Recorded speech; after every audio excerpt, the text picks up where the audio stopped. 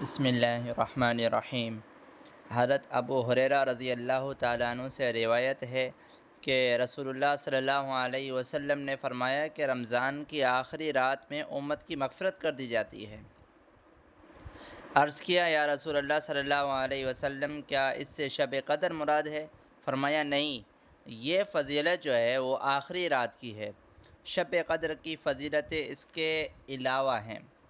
بات یہ ہے کہ عمل کرنے والے کا اجر اس وقت پورا دے دیا جاتا ہے جب کام پورا کر دیتا ہے، اور آخری شب میں عمل پورا ہو جاتا ہے، لہٰذا بخشش ہو جاتی ہے۔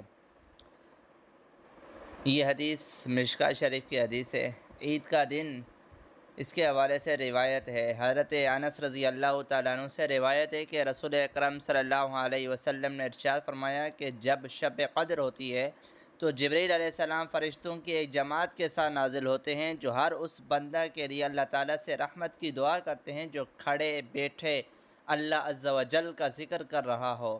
پھر جب عید کا دن ہوتا ہے تو اللہ تعالیٰ فرشتوں کے سامنے فخر سے فرماتے ہیں کہ دیکھو ان لوگوں نے 1 ماہ کے روزے رکھے اور حکم مانا، اور فرماتے ہیں کہ اے میرے فرشتوں، بتاؤ اس مزدور کی کیا جزا ہے جس نے عمل پورا کر دیا ہو۔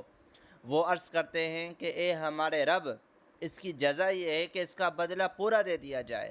اللہ تعالیٰ فرماتے ہیں کہ اے میرے فرشتوں، میرے بندوں اور بندیوں نے میرا فریضہ پورا کر دیا جو ان پر لازم تھا، اور اب دعا میں گڑ گڑانے کے لیے نکلے ہیں۔ قسم ہے میری عزت و جلال کی اور کرم کی اور میری بلندی اور ارتفاع کی، میں ضرور ان کی دعا قبول کروں گا۔ پھر بندوں کو ارشاد باری تعالیٰ ہوتا ہے کہ میں نے تم کو بخش دیا اور تمہاری برائیوں کو نیکیوں میں بدل دیا، لہذا اس کے بعد عیدگاہ سے بخشے بخشائے واپس ہوتے ہیں۔